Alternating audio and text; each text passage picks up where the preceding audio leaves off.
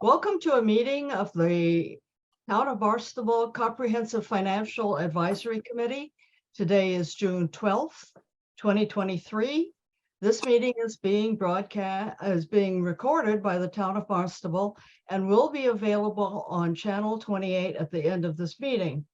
The agenda for the meeting is on the town website. Our first order of business is to call the roll. Chuck, will you do so, please?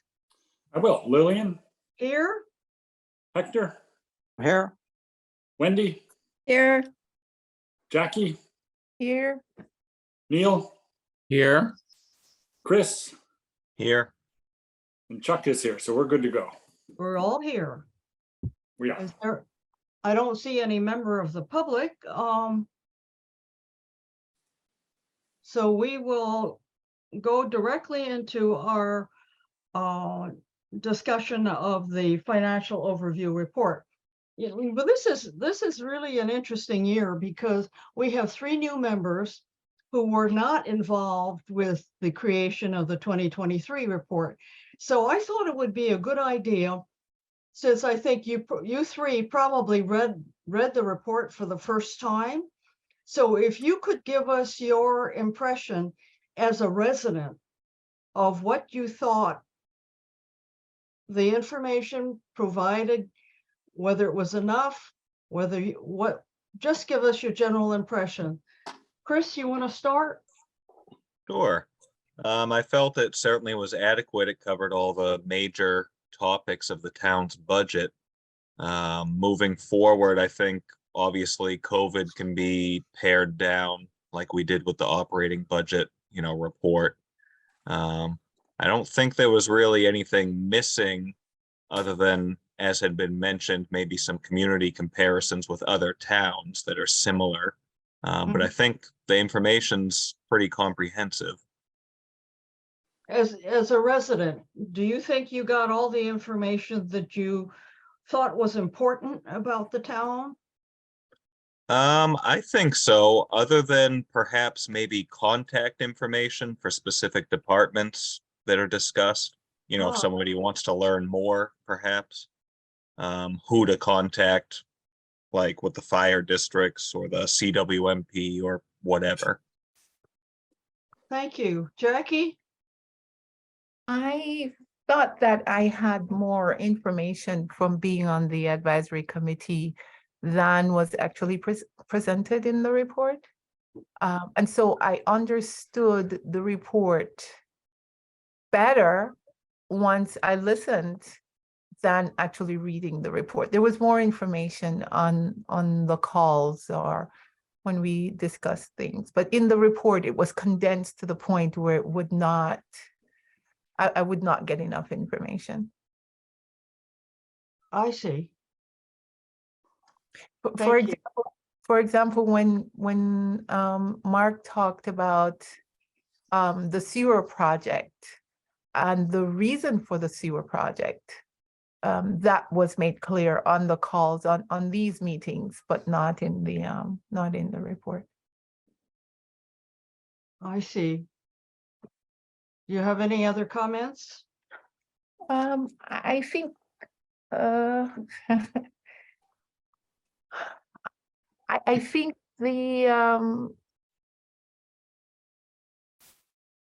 think the committee did a great job with putting down the information that was required. I think the layout, I especially liked how detailed Neil was and how enthusiastic he was about what he was presenting. And so I think he went in depth in his report to show to the reader all the nuances that were necessary in terms of the school. I never understood the school budget until I started listening to these calls. And I think Neil went ahead and presented that. And so I think that was really great. Thank you. Neil? Just an overview now.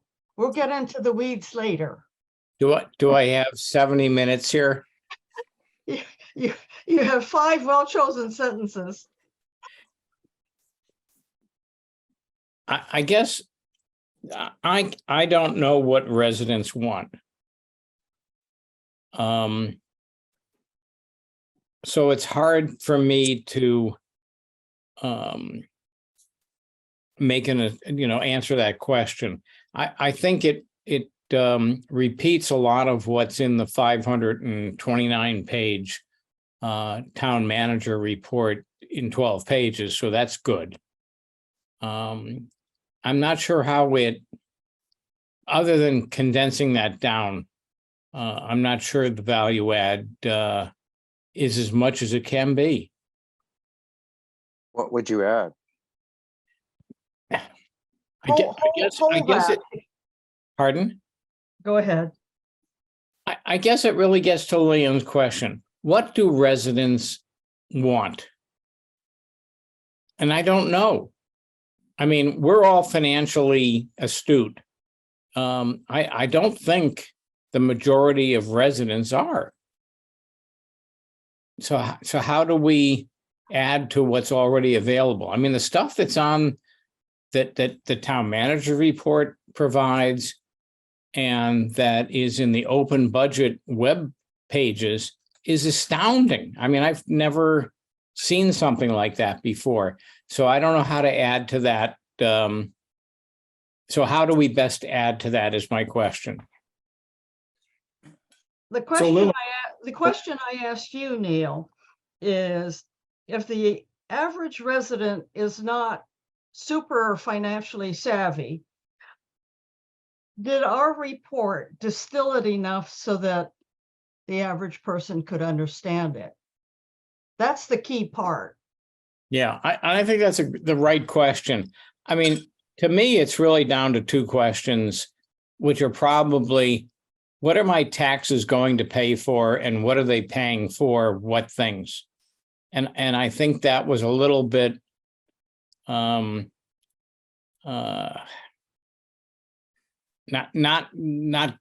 clearly, those questions weren't directly answered. So maybe there's an opportunity to do more if we decide what questions the residents want, then we can probably align all the information better than it might be right now. Thank you. Okay, so now we know. Before we get into a discussion, let me just give you an overview. I went back to the 2015 financial overview report just to see what we had included before, what we had taken away, what we had added. We used to have a page on capital improvement. We used to talk about economic development. We used to have a section called Looking Ahead about the quality of life and fiscally sound. And then we had a section called Eye on the Future and what CFAC identified as future financial issues. We also used to have a page on fire and water. Now the budget history, which is in this latest one, was not included until 2020. So it's fairly new. So I just wanted to give you some idea of what we used to have and what we added. So with that, I was going to ask Wendy to coordinate this project, but I think she's going to be extremely busy this summer. So the only old timer left is me. So I guess I'll do it. Unless Wendy wants to come in and do it. I probably wouldn't want to take the lead, Lillian. But I do understand and respect Neil's and Jackie's and Chris's comments, because when I get questions from residents, which I do all the time, they really don't understand a lot of why we even need a sewer. There's a big knowledge gap there. So there probably is a better way to explain things to people.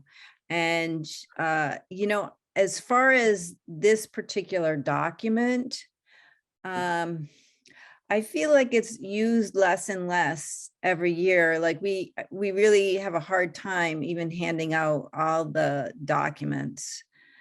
So I don't know if there's a better way, in addition to this document, to get the information out to people. Okay, but the key question was whether you have a big project this summer. I do. I That haven't. will prevent you from coordinating this report.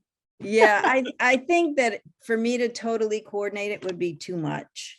Okay. And I do have some plans which I haven't disclosed, but Yeah. Probably to rely on me solely might not be the best choice. So should but- I take it by default? Yeah, and I think that, even if there's co-chairs to it, that might be helpful too. Yeah. So you're not taking it all on by yourself. Yeah. Although you're certainly more than capable. Well, last year you and I co-chaired the operating budget. You want to Yeah, co-coordinate? we could co-chair. Okay, well, we'll do that. Why don't we look at the latest report and then see what we would like to add? It's 12 pages. And Lillian, so, yeah, can I just add a contextual comment here? I really hadn't thought about this report. I've listened to words so far tonight about savvy and knowledge gaps. I thought about this report more along the lines of, if you were going to maximize the probability that any given citizen would want to learn more about the town, how would you do that? And I always thought, this is basically, you're all far too young, but take my word for it. There used to be these things called Cliff Notes, where if you didn't want to read a whole book, you could buy these things for like $8 in the school store, and it would give you the summary of what happened. So you admit to having done that? Okay, go ahead. Hector, I've got more of those than actual books. Yes. Okay. But the point was that it was an access point that might bring in more people. So I didn't think of this in terms of, knowledge gaps and people who aren't savvy about the thing, as much as I thought of it's more of an inclusion document that would expand the public's awareness because of its accessibility and approachability, because it's purposely brief, and it purposely is not 500 pages. And I'm not, I don't have a question here. I'm just kind of saying, as we talk through it, I don't mean what I'm about to say, but it's almost anything in here is good to me. And so if we can improve the content, great. But just the fact that we do it, notwithstanding Wendy's issue about, is leaving these at the Katuitt Market and the library and the post, is that the best way to get I don't know. But I always thought this was of all the things we do, arguably the one that might be the most valuable from a Gestalt standpoint, because it probably reaches people who otherwise might not be involved in anything we're doing, where most of our other stuff goes to town council and they're intimately aware of a lot of stuff. So anyway, I'll stop my blathering, but I think it's great we put this out, and I'm much more interested in continuing to put something out than I am either making this too long, which I think would run directly counter to what I perceive the purpose of it is. And I'll just stop there. I would hate to see this turn into a 50-page document. I think. No, we're gonna keep No, it we're at not- we're- 12. No, we're we not keep it talking at about that. 12. Yeah, Okay. We, just by sheer expense, we keep it at 12 and we print about 500. So let's begin. There are some duplications here. Or do you want to begin with this, or do you want to begin with new things that you want to add? well, I have a comment on the latter topic, which is, and Chuck used the word, or Neil, I think, used the word where our taxes are going. And, or where our property taxes are going. Hold on one second. My iPad is about to die on me. So hold on, I got to plug it in. Sorry. So one thought, and it's sprinkled throughout this document, is where so property taxes brings up the question of sources of revenue. And if you look on page 6 of last year's report, there's a little graphic that shows broad brush where the funds come from. Property taxes are only 73% of the budget. Second largest category, intergovernmental.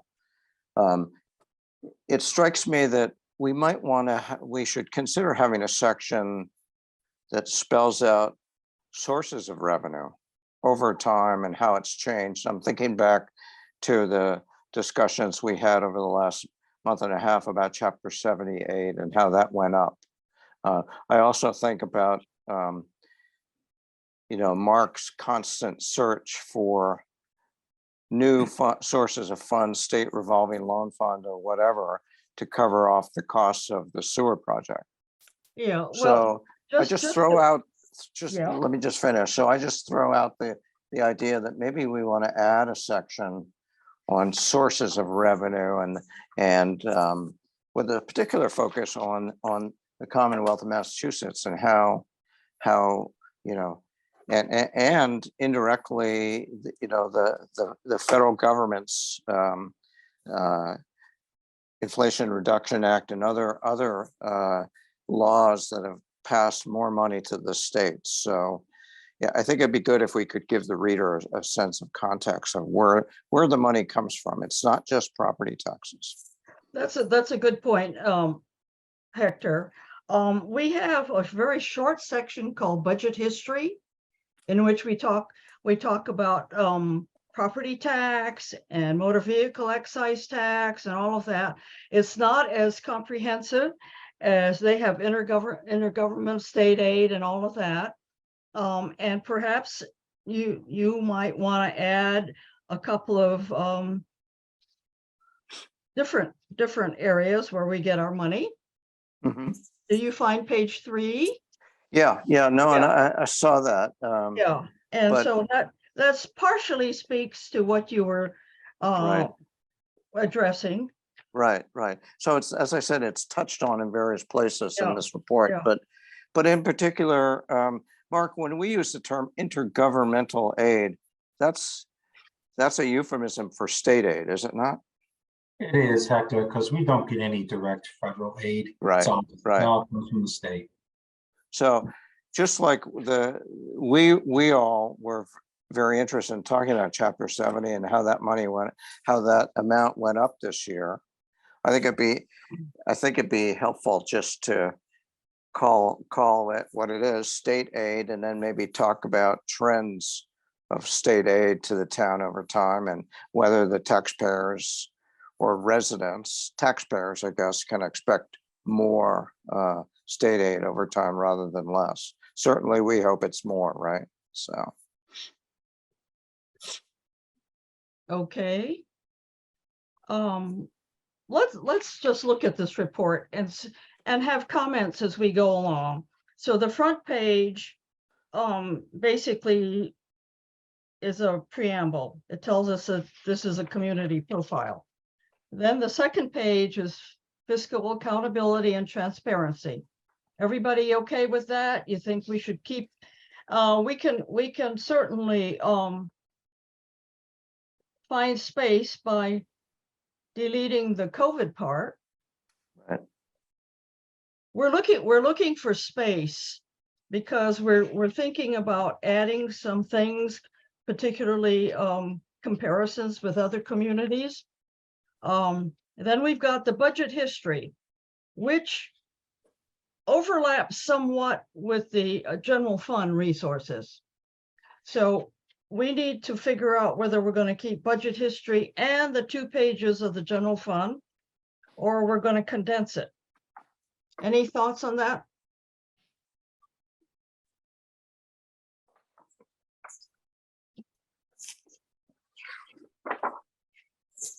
I think the 2 sections probably can be combined with the budget history being under the general fund, Yeah. section, Yeah. just as a Because table part of for, it, yeah, you're correct. Part of it is redundant.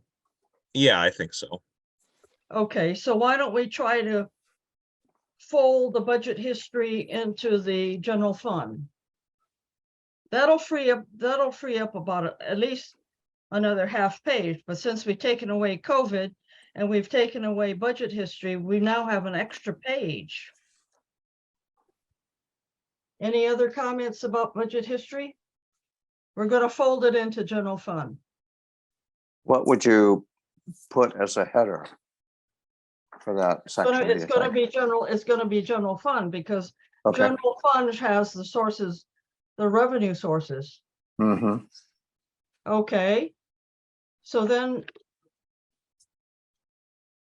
any other questions about it?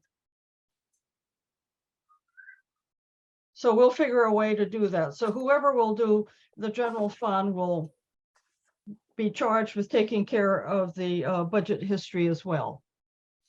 So going Okay. back, okay, going back to page 4, which is governmental structure. There, we've always had this in here. Is it helpful to the resident to know what all this is about? I think so.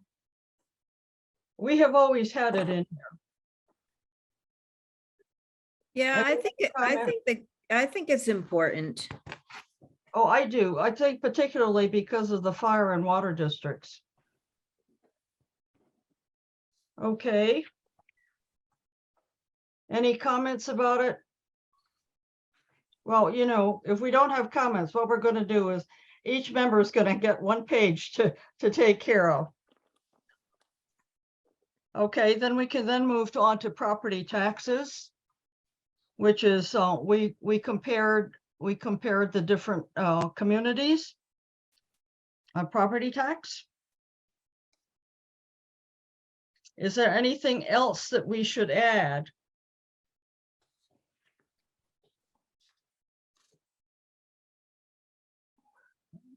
Looks pretty complete to me. Okay. Then we come to the general fund. We have both the resources and the expenditures, which of course is the crux of the whole report. And we have always had that. Are there any additions, anything else you think we should add?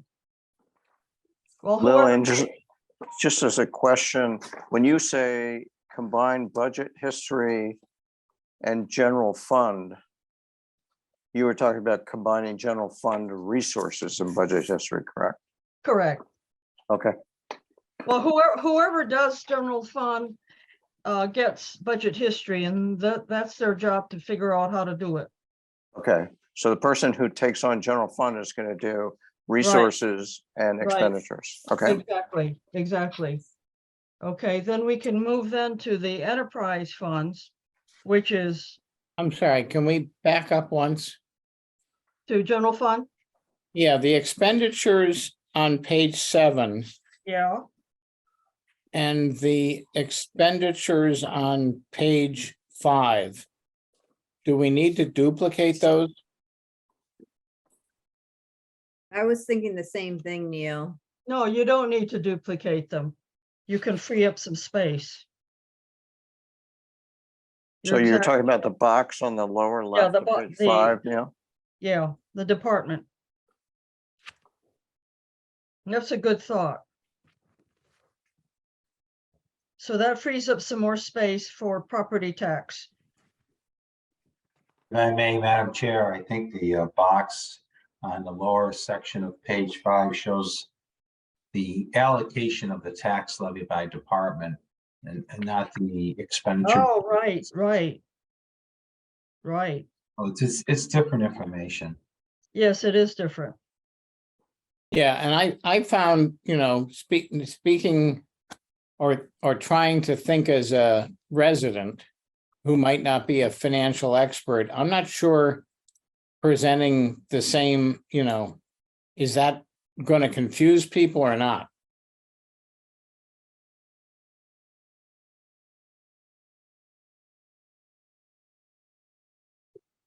I mean, back to the question was brought up earlier.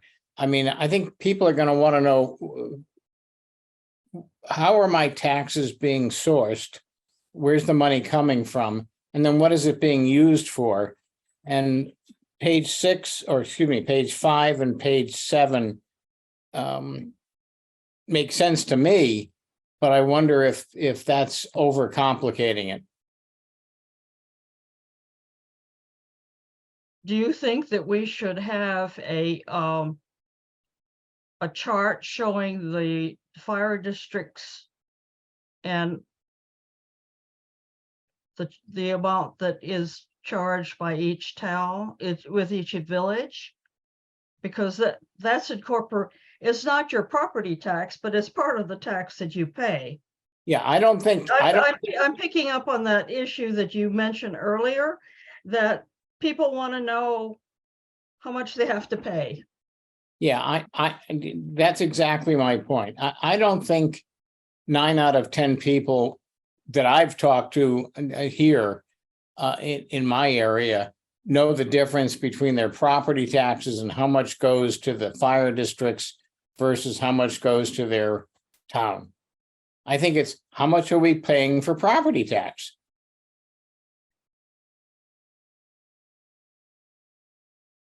What the rest of you think? Do you think that would clarify it for the resident to know that this is how much I'm paying for property tax and this is how much I'm paying for the fire district? Because they're all different. That's what I was gonna say. I think it might be confusing. But don't you think people know what village they're living in?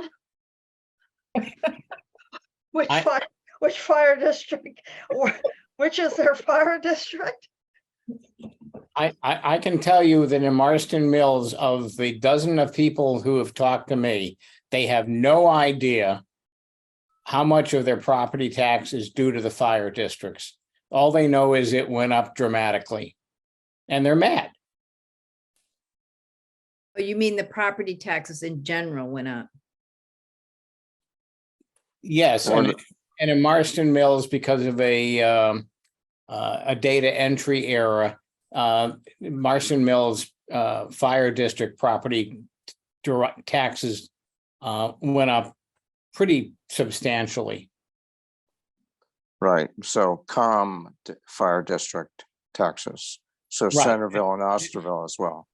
Right, and if you were in a Hyannis, the fire district taxes are almost 50% of town property taxes.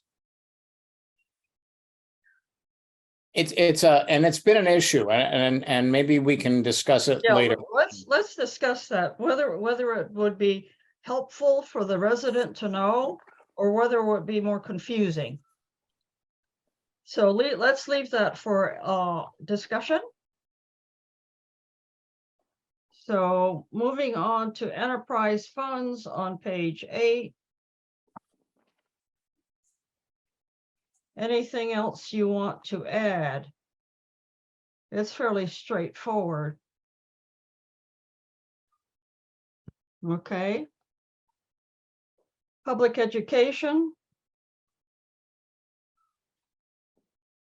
On page 9. I think this is good. I think I would observe that most of the other topics leading up to this, except for property tax rates on page 8, or 6, excuse me, don't have long-term history being presented, and I'm not sure why we want to vary from that. It's Okay. Any comments on the public education? Well, just on the long-term history, I think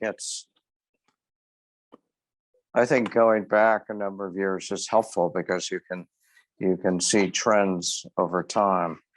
So I like the long-term history. Neil, I take your point that the other sections only show 2 years. We've got 10 years in here. But Yeah, and Lillian, I don't remember the history why we have 10 years in the education section, but don't have a longer look back in the other sections. I can't give you the answer to that. But I like it for what it's worth.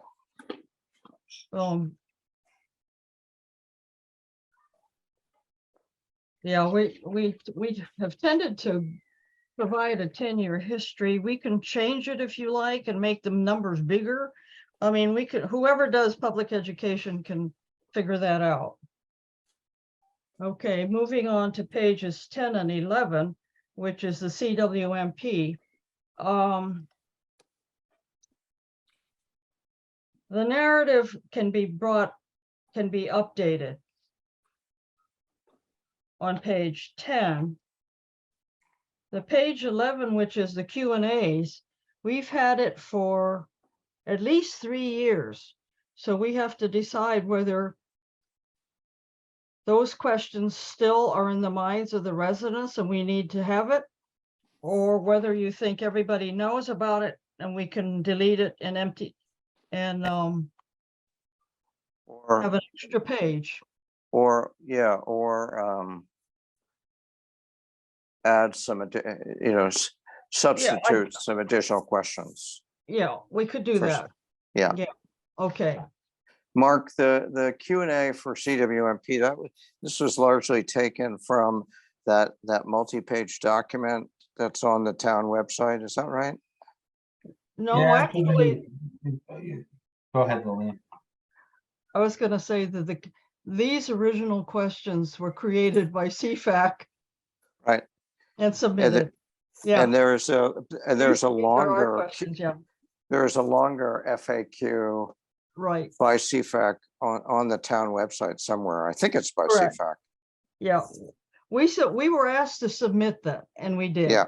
So yeah. this is us. Okay. On this, I think at the Rotary meeting, one of the people asked about the need to replace those septic systems which were not in phase 1, 2, or 3, for which we didn't have an answer. I think that would be a good addition to this Q&A. Okay. Yeah. Well, when we get to all of this, we can all jump in and add our comments. Now I'm going to move on to Mark's suggestion that we look at, we compare Barnstable to other communities. And I'm going to ask Neil, who has gone through this with a fine-tooth comb and sent me a 19-page PowerPoint. So he has done a lot of work comparing communities around us. And for illustrative purposes, he selected some factors. So if we could get Neil to have share screen, you can go show us what is possible. Okay, Neil, you should be all set. You should be able to share your screen. Well, let's see. So far, I think I'm technically deficient because when I press on it says I'm co-sharing, but when I push the share screen, nothing happens. Any reason, any suggestions?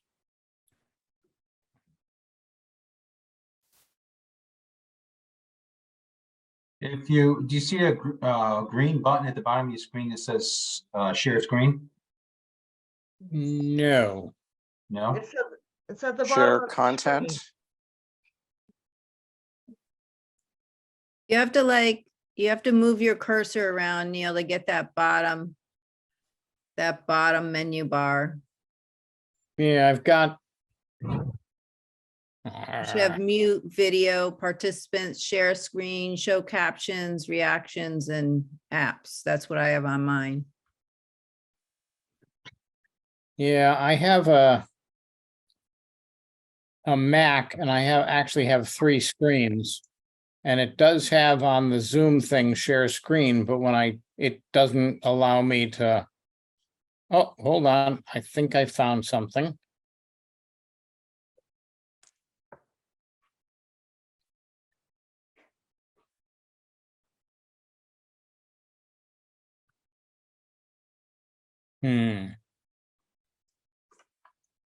Because I have a Mac too. So Neil, I do you, just, Neil, do you want to email your file to me and Yeah. I'll share it on my screen? Yeah, why Mark, don't, I think Well, that's a great idea. Let me try that. Okay.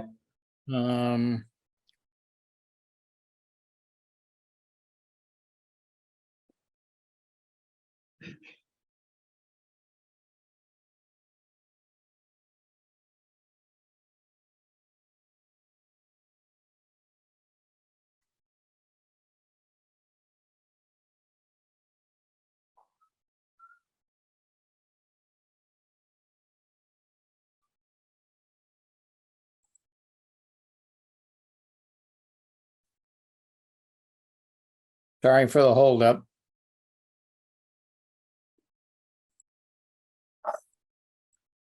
It just got sent.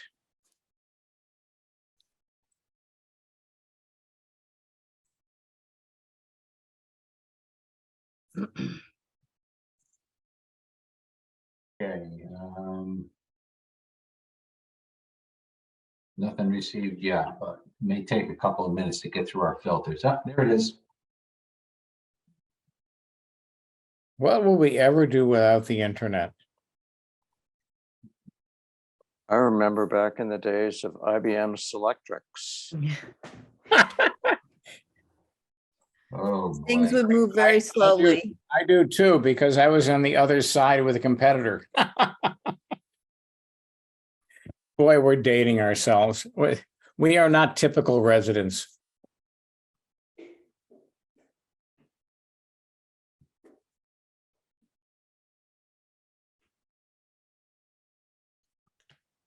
did you send the 5 slides or did you send the whole report? No, I sent only the 5 slides, Lillian. Okay.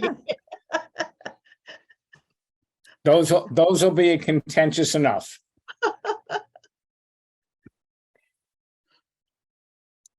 Okay, bad news, Neil. I can't open the file because it says it's corrupted. But what version of PowerPoint are you using? It should be the latest. I'm still on Windows 10 or Microsoft Office 10. I'm not on 365. Okay. So now and speaking of residents and their technical proclivity, Hey, can you save it as a PDF file? If you just that's open what it up, I'm trying to Yeah. do that now. that should work. We're gonna get upgraded soon to MS 365, so we'll be modern finance department.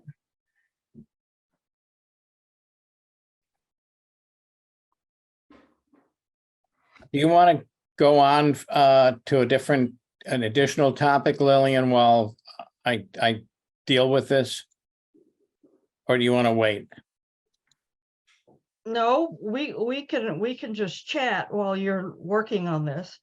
Some of the other reports included looking ahead, capital improvement, and economic development,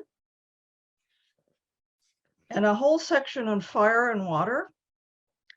So I throw those out because we used to have them and then we discontinued it. So do you have any comments about whether we should leave them off or reconsider some of them? So you, Lillian, you say a section on fire and water? Yeah. What year's report was that? Well, it probably was like 2015 or. Okay, but what about the last, I have. Mark circulated the last 4 Let's years worth see. of reports. Is it any of those? Wait a minute. Fire and water districts were on the 2015. Capital improvement was in 2017. And fire and water districts were also in 2017. And they were in 2018.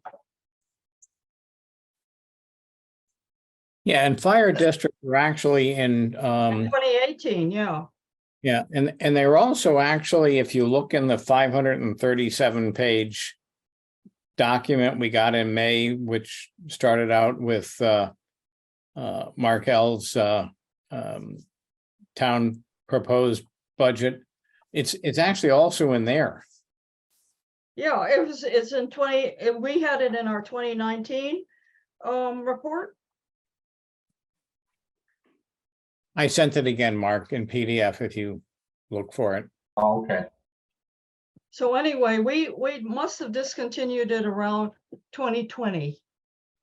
But we had always had it in there. That's just to let you know what our history was with the fire and water. Yeah, I'm just trying to see if I have. My financial overview reports only go back to 2020 on my hard drive. I Yeah, could look on the town website and get the older ones. yes, so. you could, yeah. Okay, Oh, there all it right, is. Everybody see we're this? live. Okay, Neil. Okay, so actually I should direct your attention not to the chart, but to the yellowed caveat at the bottom. This is a difficult thing to do, and I'd love to get Mark's suggestions. What I found in going through all the, or through the website that he sent to all of us from the Massachusetts government database, is you got to be careful to look at, to try to find apples to apples data to compare. As in this chart, for instance, the data on population versus income per capita are actually from somewhat different years. So, you know, they're probably indicative of the trend, but they're not, you know, the same year. And as we'll get into later on, some of the data is actually adjusted in ways that makes it not comparable to other towns. So it's a big caveat in terms of how much time and how many people will probably have to look at the data to be able to do this without misleading people. But focusing on this chart specifically, my thinking was, when you look at the chart, you can see that Barnstable is the largest town in all of the Cape, obviously. So I thought that adding Plymouth, which is also a coastal town, very nearby, with a lot of the similar attributes, would be a good one to add to the reference set. And as you can see, that would put Barnstable as kind of the second largest and not just being compared to towns that are much smaller. That makes sense? Right. If we cannot verify the per capita income, would it be better just to leave it off? I know it's very interesting information if it were accurate, but if we can't really verify whether it's apples to apples. Well, as I said, I think the data is actually correct for the year that it's proposed in. It's just not the same year that the population is, which of course is not current population, which is significantly higher certainly for Barnstable, because we had a big increase since 2020. But it's relatively consistent. Okay. I think the point of this, of the income per capita, which I did go back and check again today, it's not out of line. And I think what it basically shows is the towns aren't that much different. We don't have, as in Connecticut, there was a town called Greenwich down near New York, which was hugely higher than all the rest of the towns in Connecticut. We don't have that situation here. Okay, I guess what we're looking for is reaction from everybody else. Is this a good comparison? Is this something that we think that the residents would find interesting? Well, I mean, it's certainly interesting, but does it have any relevant meaning towards our budget process and how we collect revenue and how we spend that revenue? I don't know. I mean, it's certainly interesting. I would, to be honest with you, I'd like to see it by village, but I don't know if we have that data. I mean, that'd be sort of a pain. By village within Barnstable? Yeah, I mean, I think that'd be interesting too, because the villages are so different. Yeah. Speaking of how we spend the money, Neil happens to have a chart like that. Yeah, so maybe that might be more relevant. Yeah. Yeah, this is good point, Wendy. I think this just says, if we can, my thought was, if we simply compare Barnstable to other Cape towns, we're highly biased in terms of size. Yeah. As to your point about the data per village, that is not on the database that the state has, and I've not, in further research, I've not found that. And Mark may know of it. No, it is not available. The Department of Revenue does not track income by zip code. They track it by town. Yeah, and I can tell you, Wendy, I did go deeper, and the only thing that I found, which was new news to me, but I'm, a recent wash ashore, is 2/3 of all of the police incidents are in Hyannis. Right. Yeah. So obviously, And that makes sense. Sure it does. and by the way, as you'll see, actually it's not in this deck, but that's also where the majority of fire protection taxes are raised, is in Hyannis, Yeah. because they're all different. Yeah. So Okay.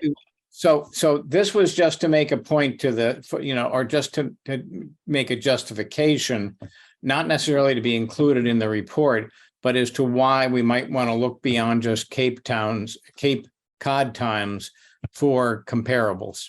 So if Okay. you go to the next slide, this is probably more of what you're looking for, which is a lot of the different department spending for education, police, fire, public works, and even fixed costs tends to be driven by the population of the town. But there are exceptions.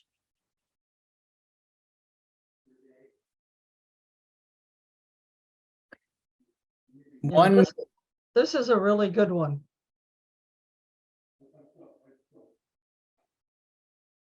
and this is, especially as we'll see on the next chart, as you might notice in Barnstable, the fire spending doesn't seem to go down with population. And just make a comment here about this slide here on page 2. Yep. This is where it gets tricky, as Neil knows, in your research. When you look at the fire expenditures for Barnstable, it includes everything, including the direct operating costs, their debt service for capital facilities, their employee benefits for all the fire department employees and so forth, because they're all separate districts. When you look at all these other towns, those fire departments are departments within those towns. And so the only thing reported here are the direct operating costs. Debt service, employee benefits are baked into other categories, probably their fixed cost category. And so this is where Neil talks about, apples to apples. This is where we always get hung up on the fire departments in the town of Barnstable, because the data that is in the DOR's database for Barnstable shows all fully allocated costs for Barnstable's fire departments, because they're independent districts. Where these other towns, it's baked into their fixed costs or elsewhere. The employee benefits, for example, could be all included in Falmouth's HR budget, if that's how they budget for employee benefits. So it gets really tricky to compare fire spending unless you contact those communities and ask them to pull that information out of other categories where it may be included.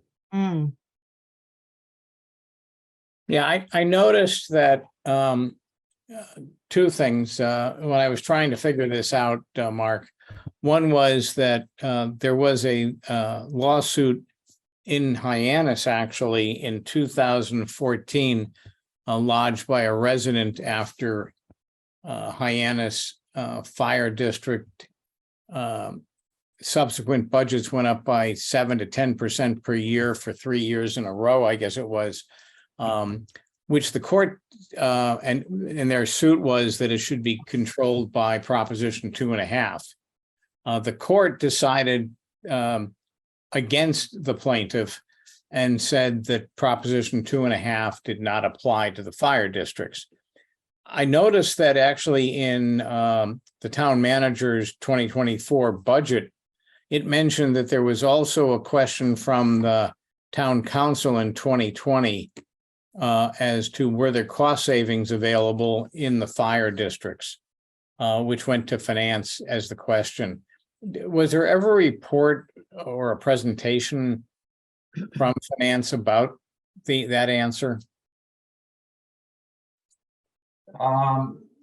I'm not familiar. I don't recall that question being directed to the town of Barnstable's finance department, but no, we have never done an analysis of the independent fire district's finances and determined whether or not there'd be any cost savings. We have never been charged with doing that. Okay, I picked that up on page 33 of the document that you sent out a link in May for. Okay. But in other words, the point is that the fire districts have been an ongoing issue of, are we spending a lot more than we need to for a long time? But as Mark says, that's not apples and apples, because undoubtedly, because Barnstable is the only one that is an independent fire district. All the rest are part of the town government. Barnstable has the employee benefits costs, which are about probably 27 to 35% of direct employee costs on top, and the other ones don't. And also, as you'll see as we go through this, DPW is also going to be an outlier because DPW in Barnstable has costs which seem to be allocated to water pollution control and other areas, which makes DPW look like it's spending less. And indeed, in the DLS Massachusetts data, it shows up as about 7 million, whereas you'll see in the budget, it shows up for about 10 million. So it's understated by 30%. And that's why on this chart, but not the next, you're going to see it looks like DPW is underspending on a comparable basis. So as Lillian said, this is takes a lot of work to get these to be apples and apples comparable in many of these areas.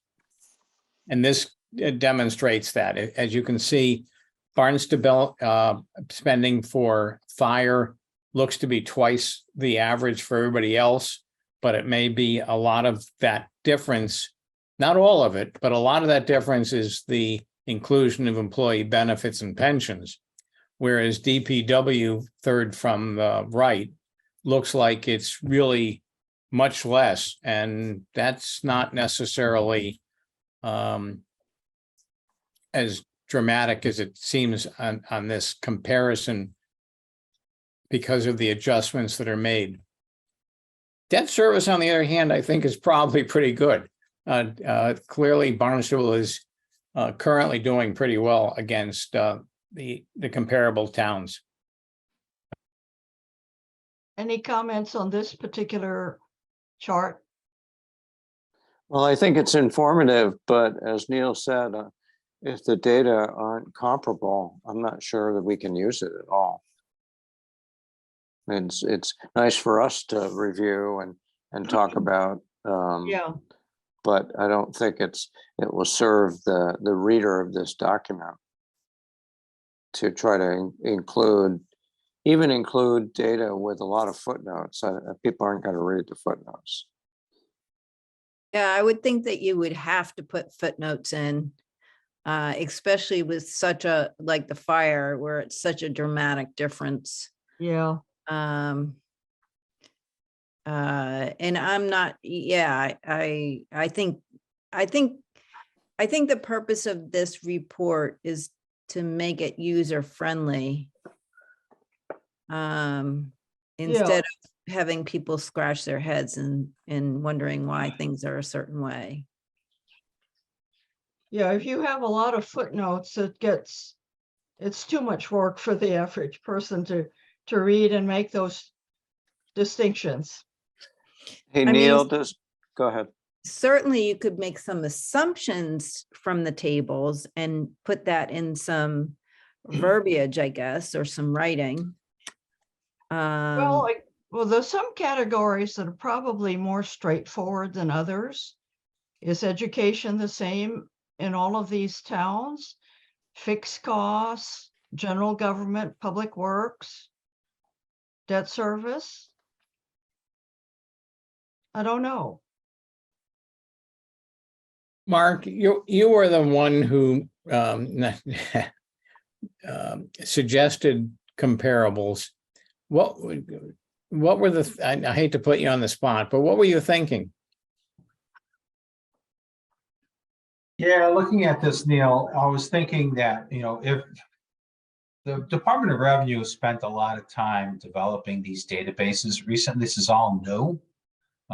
You saw the emails from them I shared with you.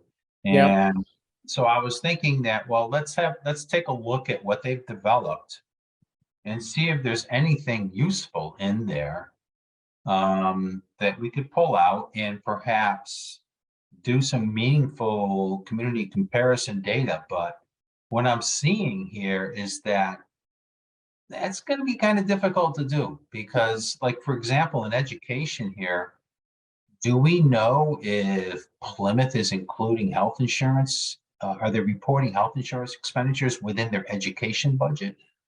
Because Barnstable doesn't. Barnstable includes their health insurance expenditures in its fixed cost category. Right. And so I'm feeling that this data that they put together, these databases that they put together, this information that they put together, is not necessarily going to be helpful if you want to do a community comparison report. They created all this stuff, but I'm not sure how helpful it is. And I thought we'd take a look at it to see if there was something there. But now that I see what you've done here, I'm not quite sure it's going to be very helpful unless we drill down more into the numbers by contacting the communities within the group here that you selected. Yeah, I think that makes sense to me. I mean, in my past experience, doing comparable analysis has been a huge source of great insights. But it does seem that the database is, because it's coming from each of the individual towns and how they decide they want to categorize stuff and the adjustments that they make. It's going to take a lot of work to clean the data. I know, for example, several years ago, we used to budget health insurance expenditures within each individual department, schools, police, public works. And we reported that those health insurance expenditures as part of that department's total overall operating expenditures to the Department of Revenue. Then about 6 or 7 years ago, I think at CFAC's suggestion was that we take all of those expenditures out of the individual department's operating budgets and budget them all within a consolidated employee benefits budget, which is what we do now. And then we report them that way to the Department of Revenue within that fixed cost category now. So we're reporting differently now, several years later, than what we did 7 years ago. And so these other towns could be going through the same exercises and going in one direction and back in the other direction, because they may have felt that there was a benefit or provided some useful information to them at the local level to have those types of costs budgeted within the operating budget of that particular department. And so I think the DOR's databases are not going to provide us that kind of detail as to how each community is budgeting those fixed costs. So yeah, it's going to be difficult, I think, to provide meaningful comparisons without actually going to this particular towns and making sure that everybody's budgeting consistently. And we're not going to do that. I mean, that's just way beyond the scope. Yeah. Can I ask a question? Is every Cape town on a fiscal year, July to June? Oh yeah, that's state law. Every state law. Okay.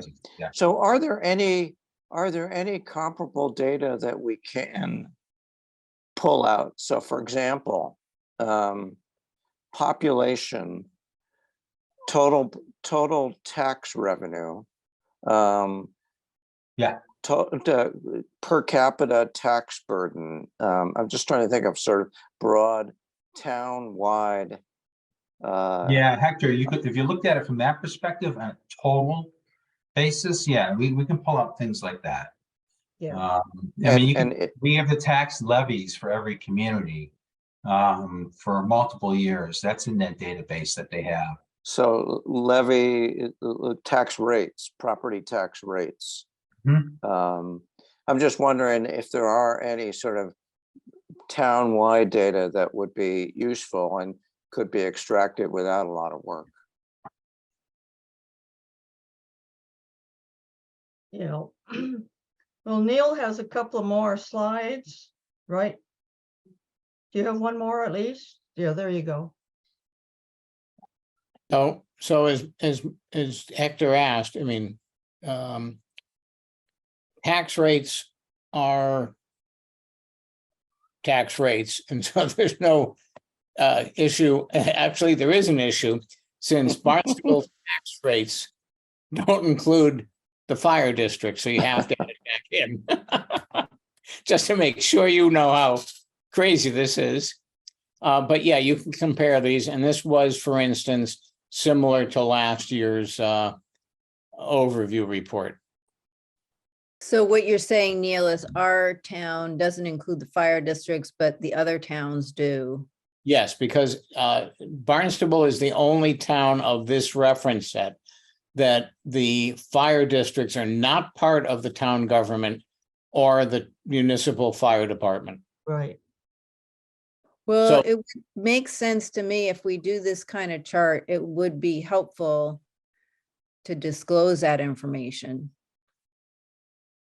Or to add the fire districts Oh, they are, cross and into the total. right, and that is the case for this chart. But this gets to the issue that was brought up earlier. Once you start creating footnotes, which is the source, Exactly. you're at the source text at the bottom, it gets lost. Yeah, So it is a challenge to figure out how to present this data. What you can't could, just- what you could do is to have an asterisk in the Barnstable and say that all of the Barnstable includes only the residential and commercial tax rates, but does not include the fire rates. All the other towns do. I think that would be helpful. I mean, that way you don't have to have all these different footnotes, but if you could just say that Barnstable is unique because these tax rates only apply to residential and commercial and do not include the fire. All the other towns do include fire Yeah, because they are governmental agencies. I think a more accurate way to state that is that all the other towns' tax rates include fire department expenditures where Barnstable Exactly. do not. And if for Barnstable, if you want to show Barnstable, you've got 5 different tax Yeah. rates for you, depending upon what Yeah, district yeah. you live in. And we have the most complicated tax bill so, processing. but couldn't we just take the dollars, add up the dollars for each of the fire districts and come up with a pro forma number for Barnstable that compares Yeah, evenly you can with do a these other blended rate. towns? You can do a blended rate. Yeah. and actually, that's what this chart shows. Okay, so, What Barnstable might be clearer with is if the Barnstable column chart was a stacked column which broke out the town versus the fire districts. Whereas the other towns don't need to do that. All right, That makes sense? sure. I mean, so Neil, you're saying the tax rate per thousand for Barnstable, the residential tax rate is at 9.18. yeah, That nine, includes That water that and includes- fire? yep, that includes the average, which runs from like $1.90 to over $4, depending upon the village of the average fire district added to the town and the conservation, 3% and all that. So they are apples and apples-ish. Okay.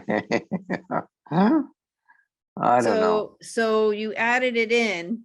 Yes. then, And so then it doesn't necessarily need a footnote. And the footnote was there to yes, well, It's- it was meant to be extra safety. I see. No, I see. Yeah. I see what you're doing, So- but yeah. did you weigh it? Did you weight it by? Yes. by Matter of fact, village? if you were to go to page 5 of last year's overview document, Uh-huh, the same chart. Adjusted for Barnstable's unique approach to fire districts versus all the others. It's the same. Right. Gotcha. Okay, I think the point of this chart is it's not the highest rate. What I found interesting is all of the towns on the Cape have a 95% to 96% of their taxes come from residential, not industrial. If you look at it compared to Plymouth, Plymouth is actually under 90%, which speaks to the amount of commercial industrial, which we don't have on the Cape, which exists in many other towns, including Plymouth. Mm-hmm. But Barnstable has a higher proportion of commercial and industrial than other towns on the Cape, right? Per this chart, not that much, but yes. It's the line chart with the with the Yeah, scale on the I- right. yeah.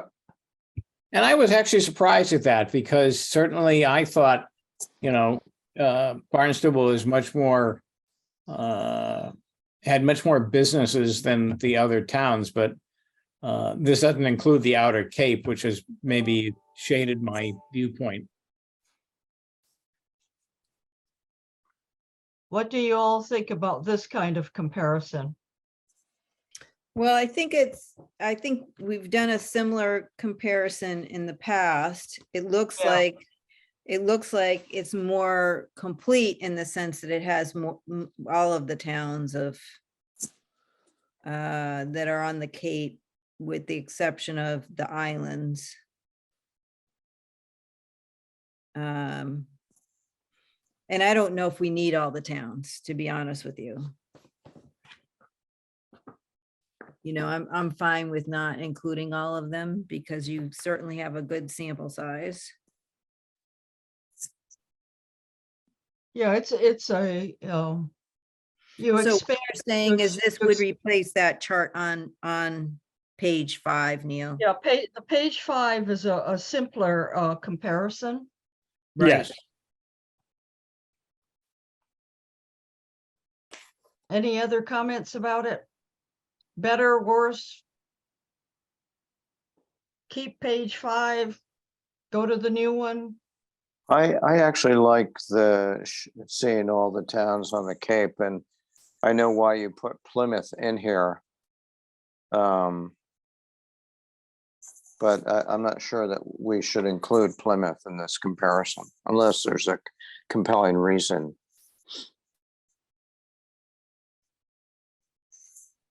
So you're voting, Hector, to keep the chart as it is in the last year's report. That's my bias, yeah. Yeah, that's my take as well. Anybody else? Chuck? Yep. Yep, I don't disagree with that. Yep. Chris? I think the same thing. The existing chart, I think, is, simpler and easier to read, for the Okay. average reader. Okay. But Neil, thank you for doing all this work. I much appreciate Do you it. have one more page, Neil? Is there one more slide? There you This go. is it. This is the state aid.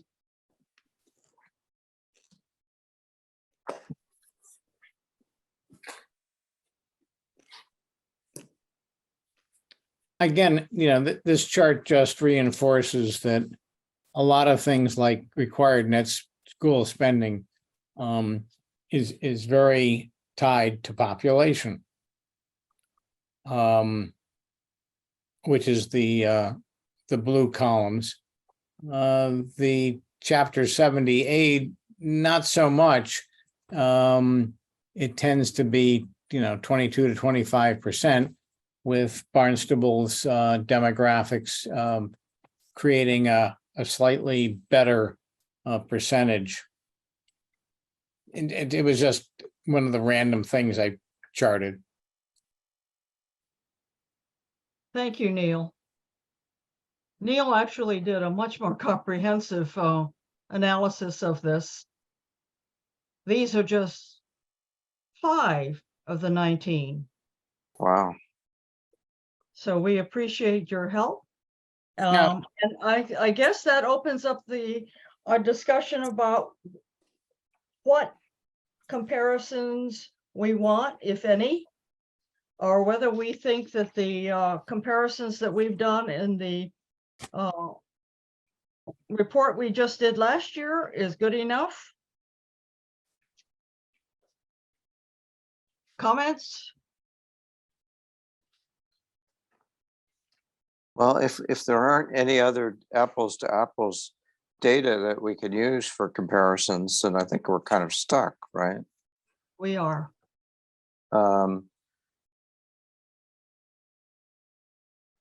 Do people think it would be helpful to have a chart showing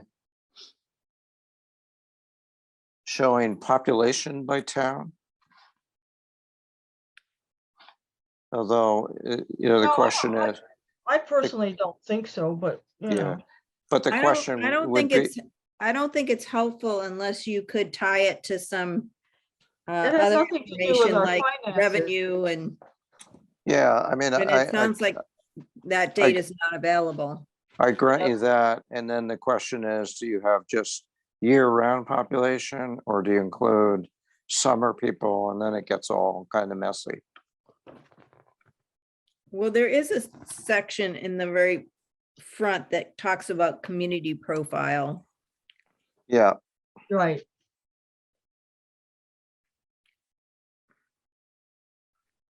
Okay. Let's revisit issues that we had dealt with in past reports. One was capital improvement. Another was economic development. how did we tackle economic development? What would, I think there's a lot going on, and I personally think that residents would like to know what kind of development is going on. right? I agree. I'm just asking, in past years, when we had an economic development section, what did it, you know, how was it conveyed? So do you, any of the last 4 years, was there an economic basically- development section? Yeah, In basically. fiscal 2020, there was, if you look towards the end of that report. Okay. Let me Yeah. see if I can open It that one up. highlights the Cape Cod 5 new headquarters, the Cape Cod Mall. Oh, yeah. You know, several major projects in town that were approved or in progress. Right, I see that. Okay. Yeah, that's page 10 of the 2020 report. But there's no real economic development analysis. It's just a little bit of color on the major projects. Lillian, did you have something else in mind in talking about economic development? Well, you know, there are some decisions that have been made at the town level. One is to allow Main Street to have up to 4 stories. And so Main that's Street Hyannis. Main Street Hyannis, I'm sorry. Right. I forget that each village has its own Main Street. And the local comprehensive planning is putting together a plan. It's not out yet, but it will include, of course, some elements of development. Right. We could include those. Of course, we know that this Kmart Plaza is being redeveloped on a multi-year basis. But we could either do an economic development section and looking ahead about what is going to be happening without, you know, but I just throw that out because we have had that in the past. We could talk about specific projects that are coming up, as well as town decisions that are under discussion. We could also have a part about capital improvement. And if That we would- do the economic development that is projected, would we also include a section as to how as to the revenue that would be generated from them, even the projected revenue? I don't believe so. We don't have that capacity unless Mark has done it. CFAC has not been, we don't have those numbers. And this is all conjecture because, nothing's been built yet. Yeah, Well, that's it. It's all speculative. I mean, Yeah. we can pass land use ordinances, changes to help encourage future development, but then it's speculative as to what's going to happen until a building permit gets filed and a project and that permit gets approved. Then we have a sense as to what's going to get developed and what potentially the tax value of that project is when it's fully developed. yeah, I'm just not sure that we have, other than presenting these major, like we did on the page that Chris pointed out, page 10, I'm not sure there's anything we can say that isn't speculative. And with regard to the local comprehensive plan, not only is that still in development, but it's actually quite controversial in some of the villages. So I'm not sure I would go there. We could it- reinsert fire and water that we have had for years. I think we discontinued it in 20. So those are the options of possible additions to our report. I would suggest, or I would like to include fire and water, because it's $38 million of what the residents pay for. It's the second largest expense in the town after education.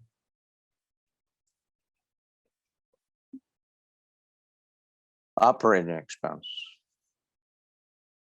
Taxes, Taxes, yeah. taxes and budget. Yeah, just Yeah. remember that's not only includes direct operating expenses, includes all the debt service, includes all their employee benefits. When you look at our police department budget for comparison, it's just direct operating expenses. Yeah, Anything- and you bring up a good point, Mark, and I don't.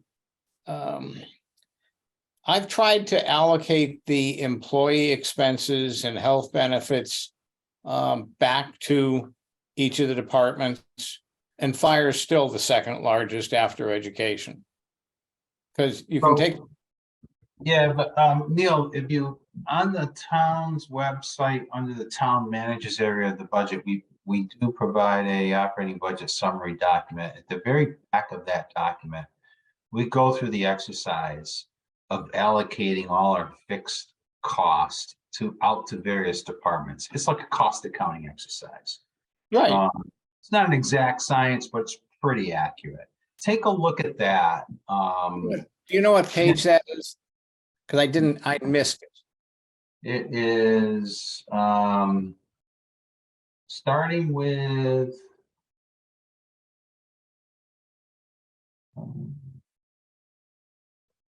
page 45 of that document. Great. Okay, I'll go do that. I missed that, and so backed into those numbers. So so for instance, education goes from 84 million to 105. Right. Things like that. So I'd rather use your numbers than mine. But I still think fire and water is a huge thing, and it's to a way I would think that residents, the two questions they have are, what are my taxes going for and how are they being used? That's a big piece of it.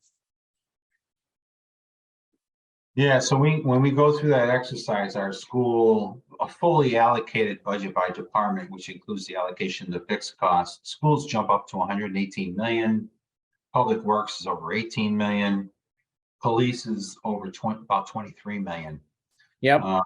And then from there, the next step that we do is we try to take all of our non-property tax revenues and allocate those to what department generates those revenues, or what department those revenues should be credited to get to the net property tax support. And that whole exercise is illustrated in this operating budget summary report. That's on the website. I saw that. I didn't understand how it was developed. Great, thanks. So Mark, Yeah, so it's under the town manager office updates fiscal 24 operating budget summary. That's the document you're referring to? Yes. Okay. And it's page what? Where do you do this? Starts at page 45. It's at Okay. the very All end right. of the document. I Okay. must say, that document is amazing. It is just amazing how much data is in there. I haven't gotten through it all yet, but if we can consolidate that down to, 12 pages, that I think residents would be like totally amazed at the value they're getting. Okay. So now that we have looked at all of the possible areas that we're going to cover, it comes down to figuring out who's going to do which page. Oh my God, not me. Yes, yes, here we go. So Wait a minute. I'm gonna ask. I'm gonna go through this and ask and see who the budget history and the general fund. Chuck? I'd be happy. Oh, Oh, who wants to do it? that was Chris. I'm happy to tackle that if you'd like, if nobody else wants sure. it. All right. Then there's education. Looks like Neil wants to do fire and water. Well, I'm not sure I want to, I'm not sure fire and water is a topic of itself. I think what Chris is doing, I'd like to work with him on. I'd love to Okay. figure out a way All right. to simplify how much are the tax, how much of what where are the revenues coming from and where are they going? So you're thinking that we don't need a separate fire and water page? No, I don't think we need a separate, I think there are going to be areas of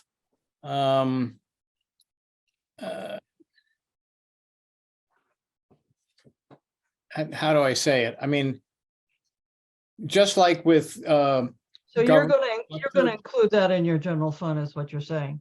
yeah, I think it's like government structure, I think is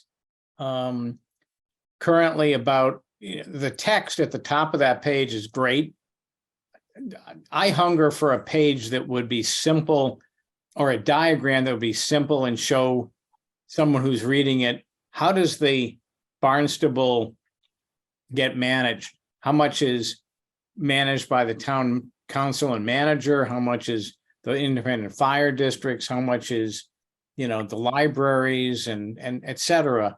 So they can understand, what it is that the town does for them and how it's structured, Yeah. more So than So explaining. you are going to work with Chris on the general fund and the budget and If- consolidating those two. If that works for Chris. Yeah, that's fine. Okay. Who would like to tackle education?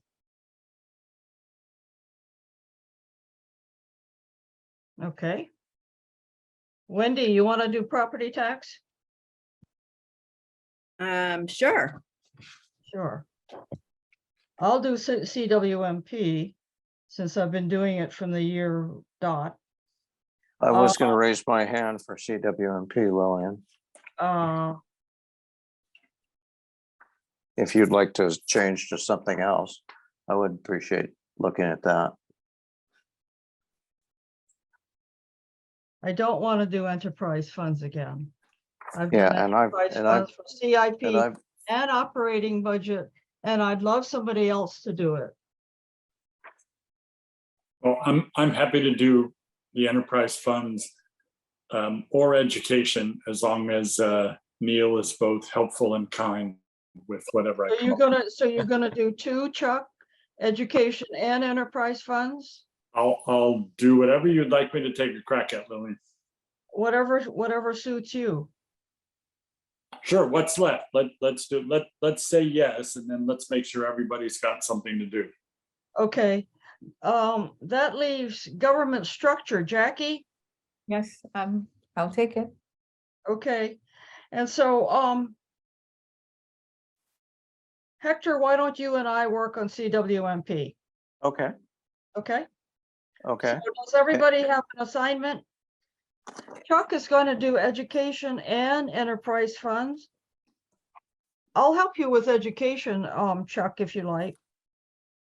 Okay, I'll take a crack at it, and yes, that'd be great. Okay, okay. Yep. So here's what I've got. General fund and budget history, Chris and Neil. Education, Chuck and me. Enterprise funds, Chuck. Property taxes, Wendy. Government structure, Jackie. CWMP, Hector and myself. Did I get everybody? And then are we just on the fiscal accountability and transparency? Are we just taking the top half of that page and then getting rid of the COVID? Exactly. Okay, That gives us more more space. okay, And great. we are now going to keep it at 12 pages. Now here's we're moving to our summer schedule. Our next meeting is on the 26th. And Lane Partridge, who's the director of the assessing office, will be our program. And he'll tell us how everything's assessed. And then we won't meet again until the end of July. So if you could get your drafts in by the end of the July 24th meeting, we can go over it. And then we don't meet again until the end of August. And we'd really like to have this report in its final form for publication in September. How does that sound? I think that's doable. That's Okay. more time than I had hoped for. Well, these are not the short deadlines that we have Right. for CIP.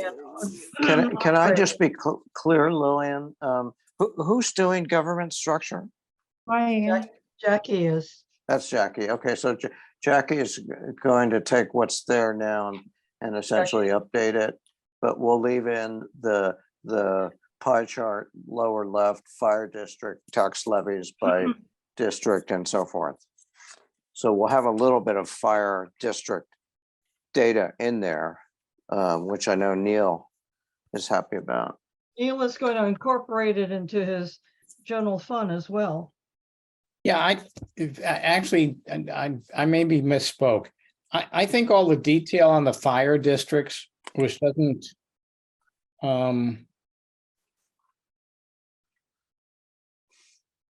it is overkill. Okay, well, why don't we draft it in both places and then just consolidate them or eliminate one when we review the drafts? Yeah, so just my thinking is the government structure, the first two paragraphs that from last year are excellent. I think what would be great for people to complement the text is an illustration of, we have primarily taxpayer funded stuff and primarily what we call enterprise, but stuff that charges fees to their users, and that's how it's paid for. And then work underneath that structure to explain it, of which the general fund is a part of it, and then the enterprise is a different part. I see those, do other people see those as just two different parts? And fire districts, by the way, are taxpayer-funded services. They're just, you know, not clear to people, and they're never told it's $38 million to do that. Well, we have a section under enterprise funds Yep, that explains that, you know, these 9 entities charge for their services that they provide. right. Okay. And I think that, and I agree, and I think that's very clear when you get to it. I think that a structure, if I were presenting this in my old job, I think that you tell people what you're going to tell them first, and then you tell them the details under that. And we never really explain or show them beyond text that, you know, most of what their taxes pay for isn't enterprise. That's nice to know about, but it's kind of, as a resident, you know, it doesn't impact me from a tax point of view, which is, I think, what most people care about. Okay. Good point. Jackie, did you get that? I did. Okay. All right. Are there any other comments about this report? Yeah, if I could ask Mark, can you send around, do you have last year's report in Word? As Yes, opposed to I'll PDF? send it. Yes, I'll send it Could you out. circulate that? I, for Sure. one, would like it. Okay, Thank you. Okay. Some members wanted to, if we're finished with that, I'm going to go on to another topic that the members have asked me to Okay, throw out to all of you, and that is in-person meetings. Are you in favor of we are allowed to have in-person meetings, and we either have all in-person or all on Zoom, but not hybrid. And given that we have one more meeting in June, one in July, and one in August, and then we resume again in September with the 2 meetings per month. So, does anybody have any comments about whether you want to meet in person or continue on Zoom? I Can I prefer ask a Zoom. question? Yeah. What does the phrase you just used? hybrid, Is it everybody has to do a meeting either Zoom or in person, or is Right. it every meeting on the calendar has to be? one or the other. Yeah, there's no hybrid. Okay, but that's not answering my question, sorry. What I'm asking is, do you mean in a given meeting, either everybody sits around a table or everybody Zooms, or do you mean that on the calendar, the next 12 meetings all have to be either Zoom or in person? No, that's not what we're asking. We're asking whether this committee would like to begin meeting all in person, sitting around a table, or whether this committee would like to continue to have Zoom meetings. Okay, Lily, if I may, the committee could decide to, meeting by meeting, whether or not to be in person or on Zoom. So you could flip-flop back and forth between the two if you wanted to, because let's say, for example, several of you are traveling, which many of you do, and the only way for you to participate in the next meeting would be via Zoom. It probably would make sense to hold that meeting via Zoom. But if you're all going to be around in person on a particular date for a CFAC meeting, if you want to meet in person, we can make that happen as well. That's a So- really so- good point. yeah, That's that's an what I was excellent point. asking. So that's what I was asking, because I don't have any problem with in-person meetings, but in the summer, about the only way I can do these is by Zoom. Yes. So, you know. And I've heard from some of the people that have participated that aren't part of CFAC, and they really like Zoom because it's easier for them to participate and watch. So that's helpful to them too. So it works great for me because I can do the meetings while I'm traveling. So I agree with Chuck. I mean, I'm not opposed to meeting in person, but I'd like to still have a lot of Zoom meetings. Yeah, well, as Mark pointed out, we can decide meeting to meeting, whether we want to meet in person or meet via Zoom. Right. I It- would suggest that because we have only one meeting in July and one meeting in August, that we could continue in Zoom. And we revisit this for beginning in September and see where we stand. I'm good with that. One of the advantages of Zoom is that we can all look at a document, a draft document on a screen. That's kind of hard to do when you're in person. So Lillian, I like your idea of continuing in Zoom until the fall, and then maybe we'll talk about it again. Yeah. Yep, I agree. Any other comments from anybody else? I'm okay either way, so I'm fine with that. Okay. You know, there's a third option. We could have these meetings at Chuck's house every time. I'd Well, go for that. That's That what I works for told me them. because it's right around the corner. So Well, I have a blanket veto on that one. Oh, we made a really good impression, I guess. We've Well, been okay. by Kelly.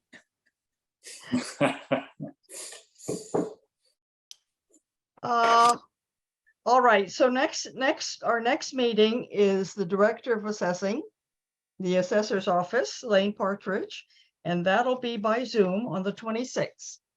Is there any other business to come before the committee?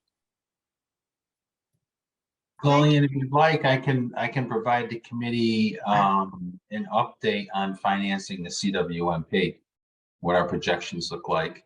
That would be great. Do you Okay. want to do it now or do you want to do it next time? No, we have to put it on the agenda for the next meeting. All right, after Lane? Yes. Okay, that would be wonderful. That sounds good. I hate to get to the punchline. Has anything major changed? No. No, it's basically going to be, the same information that I presented to the town council back in April. By investing an additional $2 million a year in general fund property taxes into the CWMP, we buy ourselves a couple of more years before we need to consider a debt exclusion again. And within the next couple of years, some other event could happen that would allow us to get another year and avoid a debt exclusion vote. Nice.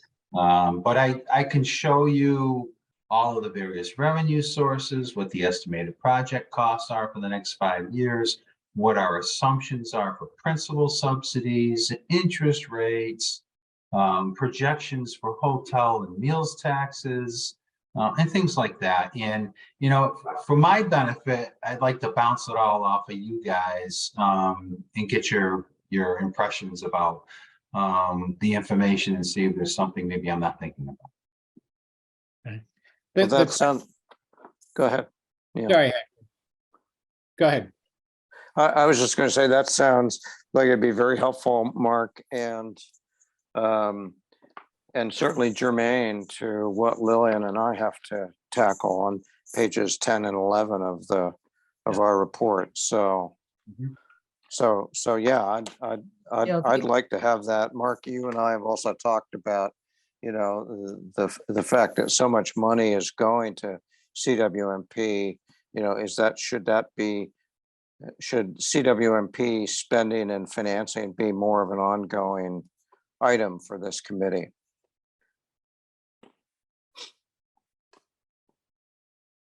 So, Yeah. So you may find that there's some useful information in my presentation that you can include in your financial overview report. Yes. right.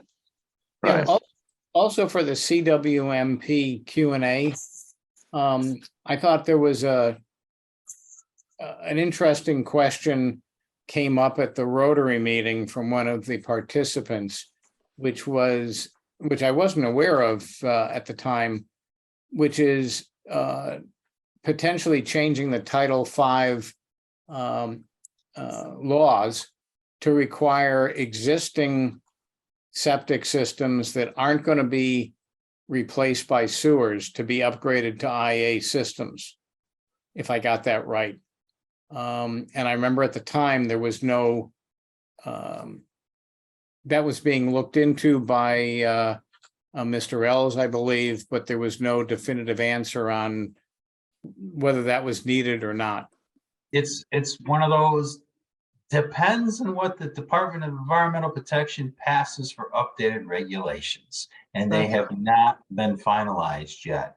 But we have been pushing the Department of Environmental Protection to consider our current DEP approved comprehensive wastewater management plan as a plan that meets what their draft includes, known as a watershed permit.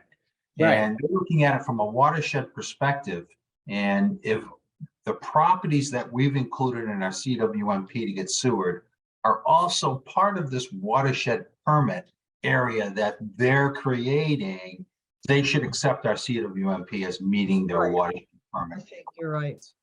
And Yeah, so if that's the case, people within those areas wouldn't have to update immediately, or at least within the next 5 years, their existing Title V systems, because they're part of an approved watershed permit that's going to get a public sewer system in the future. Is there any idea when that might get resolved? Would it Well, be? DEP said they were going to finalize these regulations back at the end of January, and Yeah. here we are on June 12th, still waiting for them to finalize.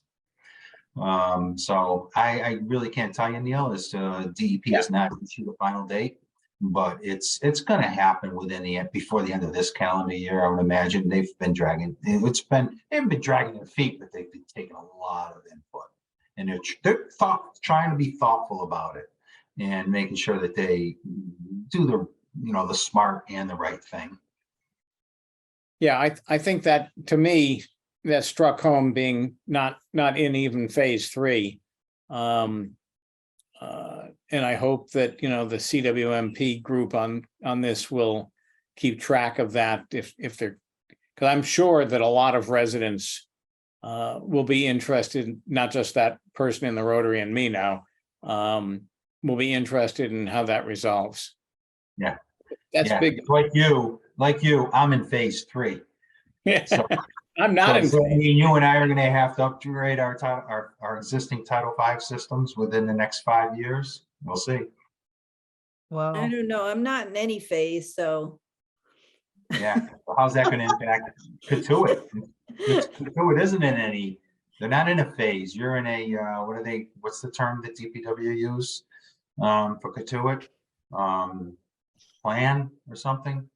I don't know. Yeah. It's unfortunate because we have a lot of impacts in the harbor. And the problem with Katuitt is getting any public collection system, getting it back to Hyannis. It's more economical and more practical, likely, to ship it over to Joint Base Cape Cod if we can get a sewage treatment system permitted and built over there. Right. It's just, the harbor, the 3-base system is so polluted, in this year in particular, is probably 3 times worse than it was last time this year, last year this time. So it's just kind of frightful to even think what it's going to be like in 5 years. Wendy, you go out and you row in those bays, right? I row and I swim every day. And I also follow what's happening in Pompanesett, because it's sort of a similar but much worse than Katuitt. But Katuitt is going in that direction because there's so much seaweed. And what happens when the seaweed dies and falls to the bottom of the harbor, it creates this sludge that like creates dead zones in the harbor, and there is at this point in time a lot more seaweed than there's ever been. So we see it every day, and it's really bad this year. And you know, it's something that should be addressed. But you know, Katuitt is sort of the last bastion that but it would be discouraging to lose a lot of the 3-bay system, to have it die. Yeah, that's true. Well, I think we need to keep that from happening. And, you know, if it, at least for me, if it requires an IA system, you know, I'll do that. It's just planning for it. You know, having no understanding of, you know, what the future holds is the problem. Right. To the Right. degree that, you know, EPA makes or DEP makes a judgment, I think that's something that a lot of residents like me and the others would be, we need to, if we can help people, help communicate that in a positive way, that'd be good. Yeah. Okay. Well, Mark, it would be helpful. So when DEP comes out with its final regs, I guess that'll be big news. That'll be reported, right? It'll be big news. The town will report on it. There'll be a full presentation, I would imagine, to the town council. Yeah, and the Boston Globe would cover it because it's a statewide Yeah. set of regs. Yeah, It is a good point, statewide. It's not just Cape Cod. yeah. Right. And I imagine the other shoe to fall will be state help in funding all that expense. I mean, there's not enough people to do the work. It's Yeah. it's a huge Oh, issue. yeah, I mean, and to Wendy's point, you know, I mean, if we had no financial limitations and we could just build the public sewers that come out within the next 5 years, who's gonna build it? Yeah, Exactly. we Good want luck. to do it. Yeah, I mean, tearing up all the roads and putting all the sewers in in a 5-year time frame, or even a 10-year time frame. You're not gonna find the contractors, and the community is not going to be interrupted with that kind of construction. We'd have mutiny. But even beyond the sewers, I mean, you know, I've looked into how do you upgrade a current Title V to a potential new Title V? Yeah. There aren't, you know, even though that's a lot like the solar panel installation, you can get roofers who actually go into that business, so you can all of a sudden find tens of thousands of people who will do that kind of work. But for installing a number of IA supplements to existing sewer septics in just Barnstable, I don't think they're going to find in 5 years enough people to do that. Well, I think that's part of the DEP's predicament. Yeah. And their hearing, because I have listened to a bunch of their hearings online, and the communities are, in Falmouth in particular, Yep. has a lot more estuaries, and they will be severely affected by the regulations. And they're like, how are we going to find the people to even do this? So, yeah, it'll be interesting going down the road. Definitely that. Well, fellow budget enthusiasts, are there any other matters to come before the committee today? Let me just raise, Lillian, I know it's a continuing issue, but we should all keep our eyes and ears open for potential new members. We have 2 openings. I've asked a couple of people. I've got one friend who's considering it. I know Lillian, you've been asking around, but Yes. you know, Chris, Jackie, Chuck, you guys may know other people as well. Yeah. So keep that top of mind. A former CFAC chair has submitted an application to become a member again, so that one is alive. And another CFAC chair he misses CFAC, so as soon as he can finish up his personal business, he will also try to join us. So, Good. yeah. So not hearing any other matters to come before the committee tonight, is there a motion to adjourn? I move. I second. It's been moved and seconded to adjourn. Chuck? William, Yes. Hector, Yes. Jackie, Yes? Wendy, Yes.